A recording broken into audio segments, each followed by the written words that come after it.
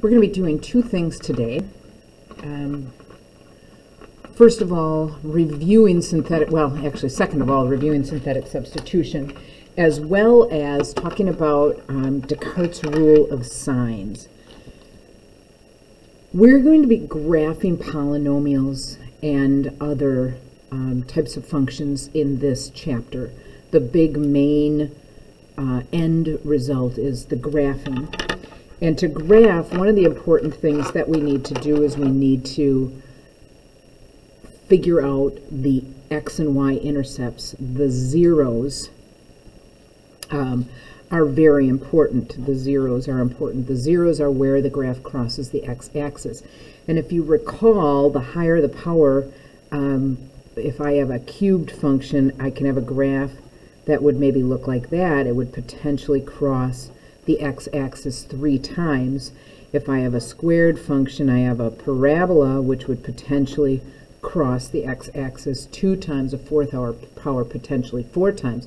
And I say potentially because things can happen. I can have things where maybe on my graph the cubed function turns and changes its direction without crossing the axis.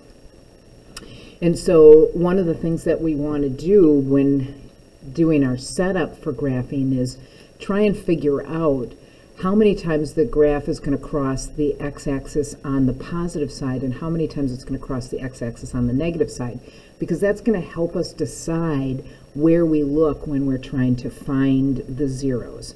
And we do that, like I said, using DesCartes' rule of signs. DesCartes is a French mathematician, and he figured out that if you count the number of sign changes in a function, the number of times it goes from positive to negative, back to positive, or vice versa, that will tell us the number of potential positive zeros.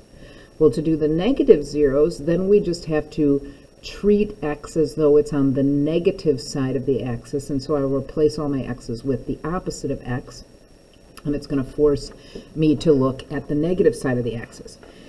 So what it looks like here is, for positive zeros, I just count the sign changes. Again, this is a positive value. This is a negative, because it'd be plus negative 3x squared.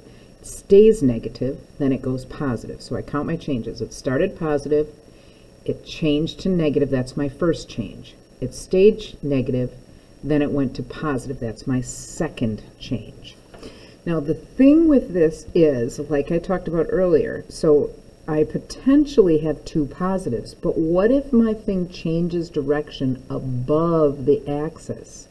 Well, that's going to take out 2 of those zeros. And so I say I have 2 or 0.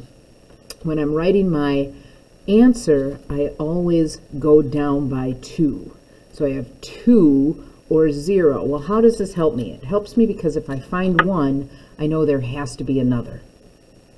Just one more.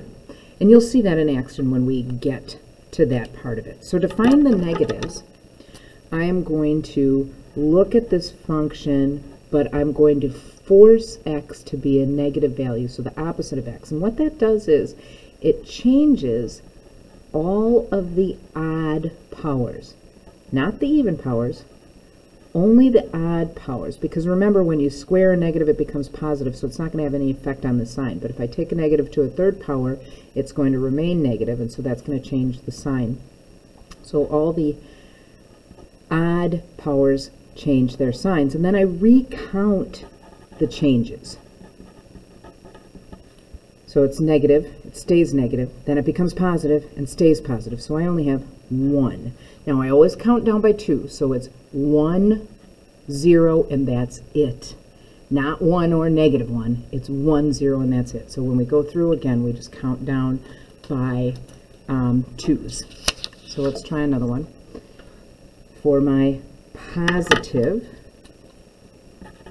I'm just going to count my sign changes as is. It's positive, positive, so there are none. There are no sign changes at all. For my negative, I'm going to plug in the opposite of x, and I'm going to change all the odd signs, well, or odd powers. Well, I don't have odd powers at all, so this is going to stay exactly the same. And therefore, for negative, I also have 0. Well, what does that mean for a function like that? That means that this graph does all its work above the x-axis. So this would be like a fourth power graph potentially. All of its changes happen above the x-axis, or maybe below the x-axis if it were a negative one. So let's look at our next one again. For positive, I'm going to count the signs. So I have from positive to negative, that's 1, back to positive 2, to negative 3, to positive 4, to negative 5. So I have 5, or 3, or 1. Again, some people are like, well, why do I do this? I don't understand. It's not telling me exactly how many there are. Well, it is telling me there are some. And so when I start to look, I know that I can continue, or I at least have one positive 0 here, so I'm going to look on the positive side. Let's say for this one, I have no positive or negative zeros. I'm not even going to look for zeros. I'm just going to go into my y-intercept. So again, I'll do the same thing. I'm going to change all the odd signs, so that makes it negative 25x to the 5th minus 5x to the 4th, because that's even, minus 235x cubed minus 47x squared, because that's even, so it stays the same, minus 90x minus 18. And then when I count my sign changes, I have none. Again, how does this help me? I am not even going to look on the negative side. I'm not going to try and find negative zeros. I'm only going to look on the positive side. Why don't you give the last one a try? Pause the video and give the last one a try, and then when you figure it out, come back and let me know how you did. So welcome back. Hopefully when you did this, for your positives, you got 2 or 0. And for your negatives, you got 2 or 0 as well. Again, because for the negative, when I plug that in, I have all even powers, so nothing is ever going to change.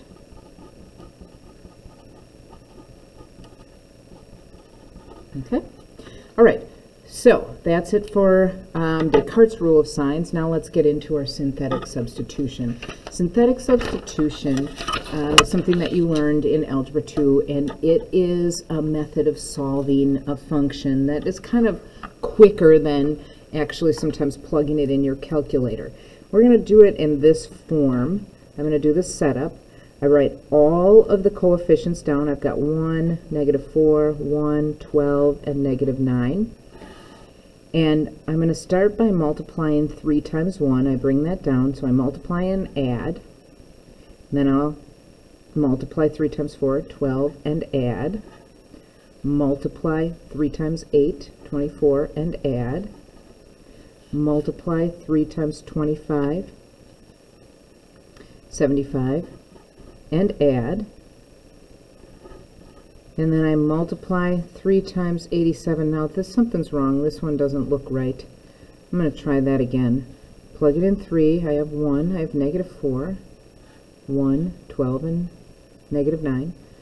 3 is what I'm plugging in, so I do 3 times 1. Oh, I know what I did wrong. We all make mistakes sometimes. Sorry about this. 3 goes on the outside. 1, negative 4, 1, 12, negative 9. What I do is I bring down that first, multiply and add, multiply and add, multiply and add, multiply and add. Okay. Again, sorry about that. That means that's my answer. So this I interpret this as f of 3 is equal to 9.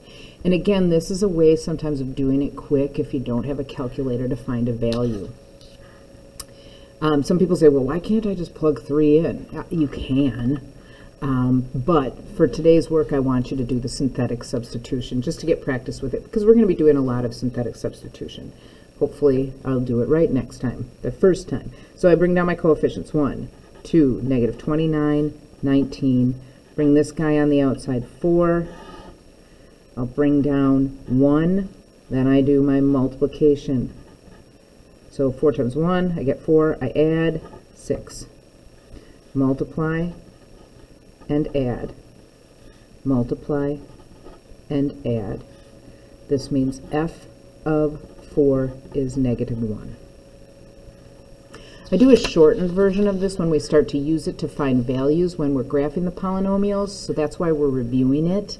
Again, it's a way we'll set this up more in like a table-like form. But for right now, I think it's nice to just kind of go through it and see it in the long way, sort of spread out, see it in action. So it's 1, -2, -27, -16, -22, -24, and -4 is my value. Bring it down, multiply and add, multiply and add, multiply and add, multiply and add, multiply and add. That means f of -4 is 0. All right, we have one last one, and the reason I wanted to bring up this last one is if you are missing any power on your variable as you go through, you have to replace it with 0. So I had a 5, 4, 3, 2, 1, and no power. On this one, I'm missing the third. So when I do my setup, I have 1, 0, -16, -2, 17. This replaces the m cubed. And I have to have that in there. I'll plug in my 4. Again, I'll make my little table. I bring this down, multiply and add, multiply and add, multiply and add, multiply and add. So f of 4 is 9. All right, so your job then is to work on 12.1, evens or odds. And if you have any questions, just let me know.